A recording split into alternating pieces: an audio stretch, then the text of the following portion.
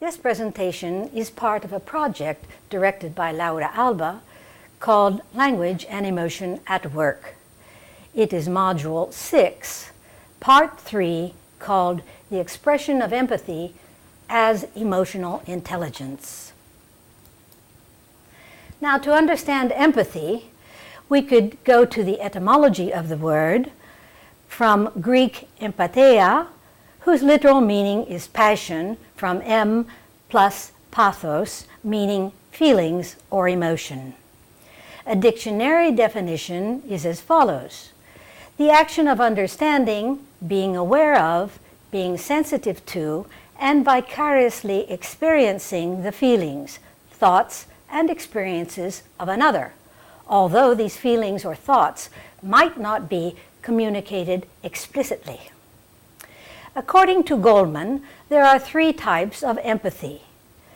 The first one is cognitive empathy, that is, to take another's perspective, especially important in the workplace. For example, managers perform very well if they can put things into terms that the people they are working with can understand, thus motivating them. To the right, we have a little cartoon figures of the blue stick figure pushing the red figure, and then the red figure pushing the blue figure. Executives who are high in cognitive empathy do better in foreign postings because they quickly become aware of the unspoken norms of a different culture. However, there is a dark side to cognitive empathy. It's often called the dark triad. And I'm sure as I read off some of these characteristics, you will recognize a very well-known person who is much in the news today. These people are narcissists, Machiavellans, and sociopaths. The characteristics of these personality disorders are charming, but with excessive interest in and admiration for oneself. Manipulative and easily angered if desires are not attended to. Deceitful, that is, conning others for personal profit. And lacking empathy. They cannot take the perspective of others. The second type, according to Goldman, is emotional empathy. The ability to sense in the moment how others are feeling and reacting. To the right, we have a little cartoon. Both figures have an arrow sticking in their backsides, and one is saying to the other, "I know exactly how you feel." People with high emotional empathy excel as counselors, teachers, client managers, and group leaders. But there is also a disadvantage to emotional empathy. This type of empathy is often called emotional contagion, as participant A, through observing the distress of participant B, also becomes somewhat distraught. Emotional contagion, according to a social neuroscience specialist, depends in large part on the mirror neurosystem. This is explained in Chapter 3 of Goldman's Social Intelligence, as defined in the next slide, so I'll come back to this concept later. There is a disadvantage to emotional empathy in that people may identify so thoroughly with a distressed person as to be equally distressed themselves, and thus unable to effectively provide the necessary help. In stressful professions, for example, healthcare takers, the professionals may not be able to inoculate themselves sufficiently in order to prevent burnout. Now, coming back to the mirror neuron system, a mirror neuron is a neuron that fires both when an animal acts and when the animal observes the same action performed by another. Thus, the neuron mirrors the behavior of the other, as though the observer were itself acting. Such neurons have been directly observed in primate species. Some scientists have argued that mirror neurons are the neural basis of the human capacity for emotions such as empathy. Now, the last, according to Goldman, the last type of empathy is empathic concern, as he calls it, or as Ekman calls it, compassionate empathy. That is when one senses that another needs help and spontaneously offers it. Those with empathic concern are good citizens in a group or an organization or a community. They voluntarily help out as needed. Now we come to the question of, is empathy an emotion or really a veneer effect? According to Frans de Waal, who has worked with higher primates, non-human primates, for a very long time, in his TED Talk entitled Moral Behavior in Animals, there are two channels involved in empathy. Emotional body channel, that is synchrony, for example, something called yawn contagion, which is when we see another person yawn, we also begin to yawn. Motor mimicry, when a person winces, when that person sees somebody else being injured. And emotional contagion. This is that A identifies with B, coming to feel some of his or her pain. The second type is cognitive channel, which can be conscious or unconscious. This involves two concepts which are very important: self-other distinction and perspective taking. I'll come back to those several times in this talk. Now, the veneer theory of human morality, according to some, is, well, some moral and political philosophers and others, they explain human feelings as empathy, not owing to anything innate in human, such as goodness, in the sense of being an evolutionary trait, but rather to types of factors, other types of factors, that is, a veneer. This is a somewhat Hobbesian viewpoint from Leviathan, as in having theorized that before the formation of civil society as a social contract among humans of the same community, humans without a civil society would have been man against every man. Bellum omnium contra omnes, war of all against all. In its strongest version, such a viewpoint of human nature would mean that there is an irreducible tendency to choose selfishness, free riding, cheating, over voluntary cooperation, and de Waal is strictly against this view of humans. Other explanations of empathy as emotion might be that these other factors considered by, not by de Waal, but by others, allude to religious moral teachings, laws established by civil society, which you cannot break unless you want to go to jail. So some theories of emotions do not even list empathy as an emotion. For example, Ekman lists 6 basic emotions: surprise, happiness, anger, fear, disgust, and sadness, and has also referred to the effect of display rules. Those are not basic emotions, but how societies choose to show emotion. Plutchik lists 8 basic emotions and some possible blends of these, called secondary and tertiary dyads, but empathy is not among those.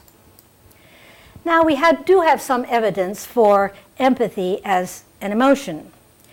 People, through mirror neuron reactions, emulate the feelings of others subconsciously. That is, they do not know they are doing it.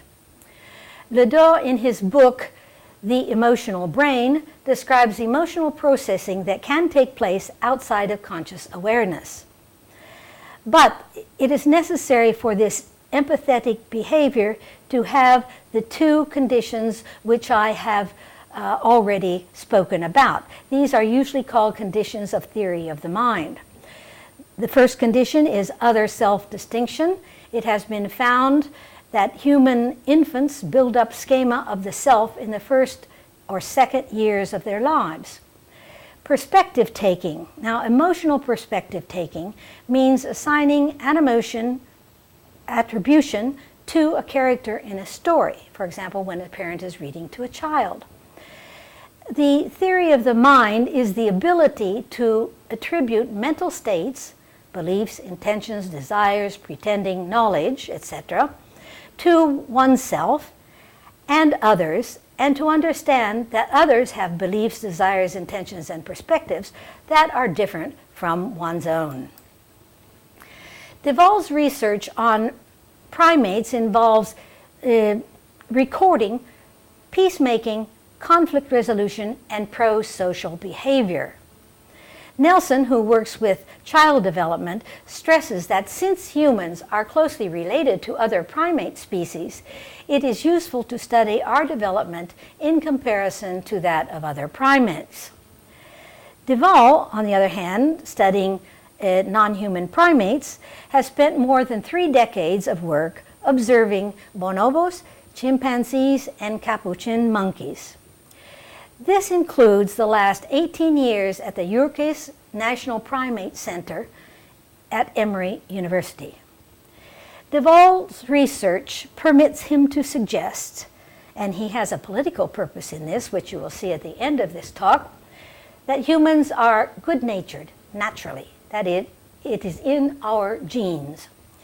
This good nature is inherited from non-human primates, and these suppositions are in line with the Darwinian processes of evolution. Duvall's research results have led him to the conclusion that goodness does exist and that the motivation for goodness is natural, at least in higher primates. Now, if we go back a moment to child cognitive development, Nelson has found that the self is established through interpersonal differentiation that takes place in late infancy and toddlerhood, simultaneously with the critical developments in pretense and symbolic language.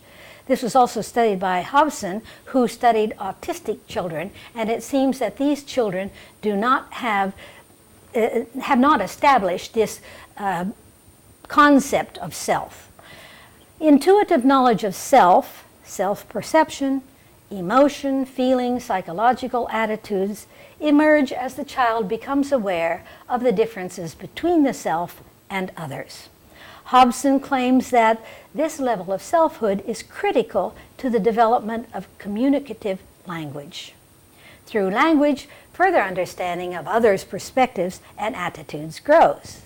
But my question as I was reading all of this is this self-other distinction and perspective taking found only in humans?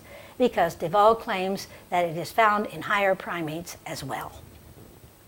Duvall's primate research is very important because it has discredited the assumption that primates, including humans, are purely selfish, individualistic, and aggressive beasts.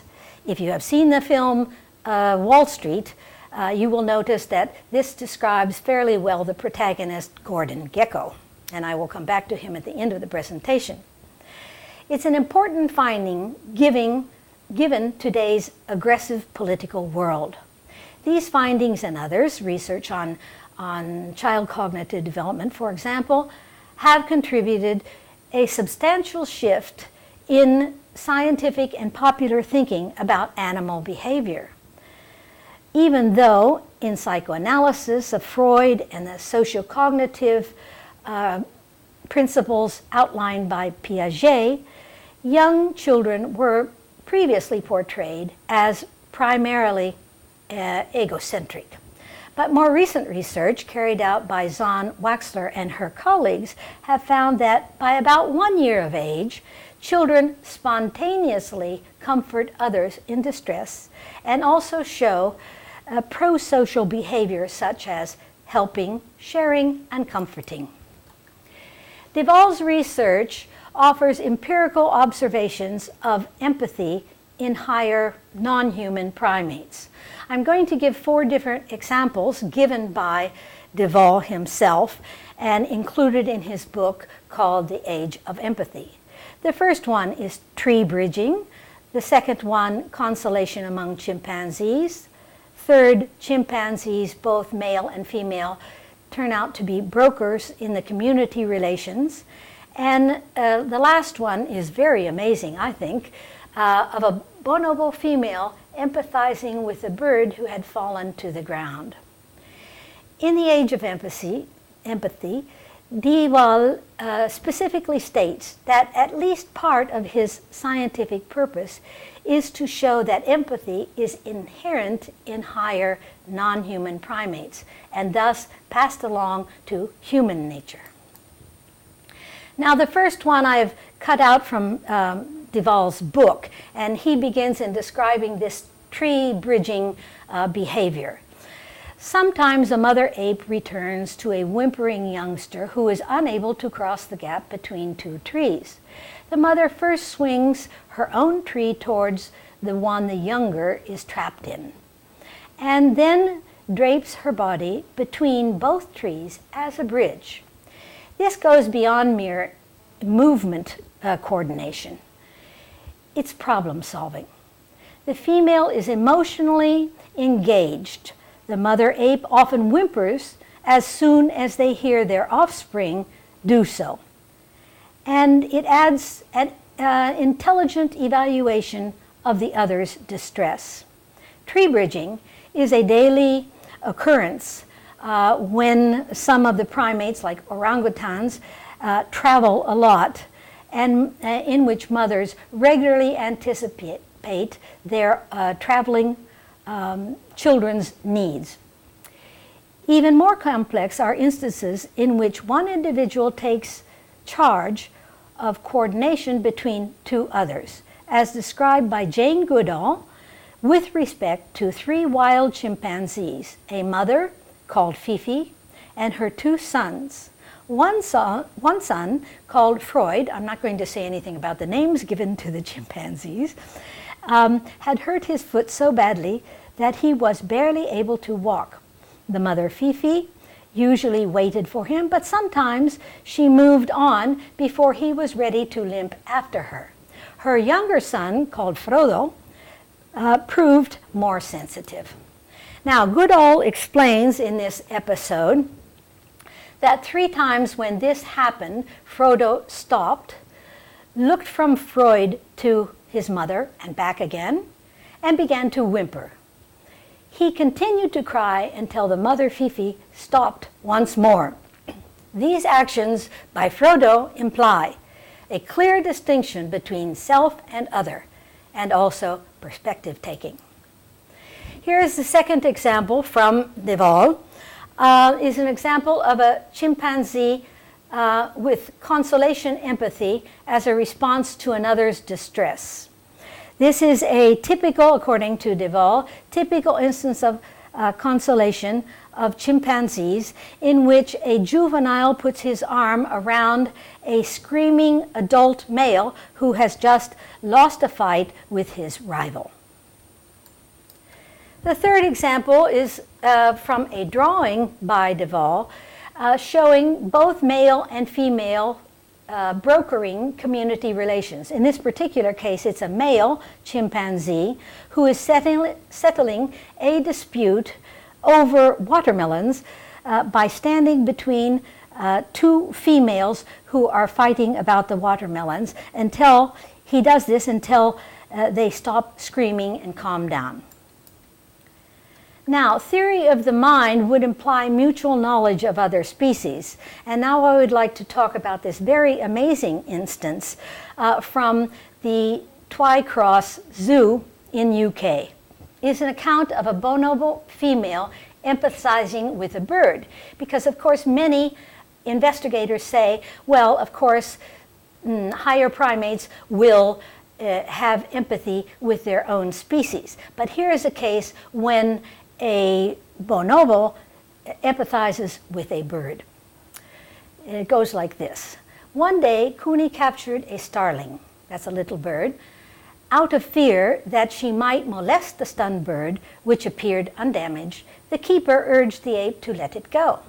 Cooney picked up the starling with one hand, climbed to the highest point of the highest tree, where she wrapped her legs around the trunk so that she had both hands free to hold the bird. She then carefully unfolded the wings and spread them wide open, one wing in each hand, before throwing the bird as hard as she could towards the barrier of the enclosure. This clearly is the differentiation of self from self in another species and perspective taking. Summing up Duvall's conception of the natural evolution of humankind, he states that security is the first and foremost reason for social life. Thus, higher primates, including humans, have a long history of group living. Aggression and welfare was probably not a trait in pre-literate societies on a sparsely populated Earth, unlike what is portrayed in some history books. Only after the establishment of agricultural society would any human group have a reason to attack another group. Then for Duvall, mutual aid is the most important characteristic of modern existence. Cooperation among people in a group or animals outperform those groups who are not cooperative. So you may be asking yourself, why is Duvall so intent on showing that there are biological roots for human kindness? Well, this is because Duvall believes that biology is often called upon, especially by ultra-conservative political groups, to characterize society as based on selfish principles. Here he cites Gordon Gekko's statement in the film Wall Street, as Gekko pronounces this to an audience. The point is, ladies and gentlemen, that greed, for lack of a better word, is good. Greed is right. Greed works. Greed clarifies, cuts through and captures the essence of the evolutionary spirit. And what Duvall wants to say is this is not an evolutionary spirit. However, Duvall's research on higher non-human primates, chimpanzees, bonobos, capuchin monkeys, shows that primate societies display empathy to others, thereby protecting themselves as a group, coordinating their activities, and caring for others in need. Duvall goes even farther than talking about empathy. He says that the pro-social emotional dispositions of non-human primates constitute the building blocks of human morality.